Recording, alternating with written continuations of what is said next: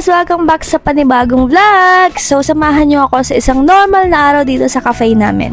Siyempre, sinimulan namin ang araw sa pag-open ng shop at pag-aayos ng mga kailangan para ready na pagdating ng customers. At pagkatapos naman nun, lumabas muna kami para bumili ng mga packaging supplies dahil medyo paubos na rin yung mga ginagamit namin araw-araw. And habang nasa kaligitnaan ng araw, may isang problema tayo, bigla ang dumating at naubusan kami ng tubig sa cafe. Pero ayun na nga guys, nagpunta na ako sa bahay ng tita ko dyan para mag-igibig ng tubig. Dahil para naman meron tayong tubig. Dahil kahit medyo nakakapagod, pero kailangan talaga So, isa talaga to sa mga bagay na hindi mo inaasahan kapag may negosyo ka.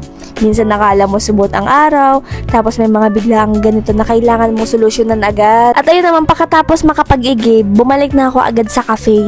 Pero bago ako nakabalik dyan, bumili muna ako guys ng para sa mga lagay ng samyang namin, kanto namin, mga fries namin. Kasi guys, ayun, biglaan na naman din naubos yung mga ganito. At ayun na nga guys, at hindi ko na rin naisama ang lahat ng clips kasi dumami na yung customers namin at naging busy na kami guys.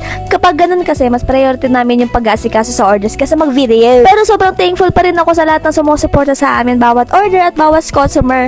Malaking bagay talaga lalo na para sa aming maliliit na negosyo tulad namin. Siyempre, mas uunahin natin ang ating mga customer bago ang lahat, diba? Kasi sabi nga dyan guys, customer service dapat ang talaga namang nangunguna. At habang ang papalapit naman ng hapon, sobrang ganda ng sunset talaga dito, be. Isa talaga to sa mga favorite kong parte ng araw after ng pagod at pagiging busy. Parang ang sarap lang tumingin, diba? Parang ang sarap lang tumingin sa langit. Sobrang relaxing at nakakagaan ng pakiramdam. Kaya madami din talaga nakakapag-relax dito sa city life. At bago naman matapos ang araw, syempre magliligpit muna kami ng mga gamit, naglinis ng cafe at inayos ang mga kailangan para ready ulit bukas. At ayun lang, that's it for today's vlog. Thank you so much sa pagsama sa akin, sa amin, sa simpleng araw. Mag-enjoy kayo at magkita-kita ulit tayo sa next vlog. Bye guys! Thank you so much for supporting us. Makikita nyo kami sa Caroline Everyday.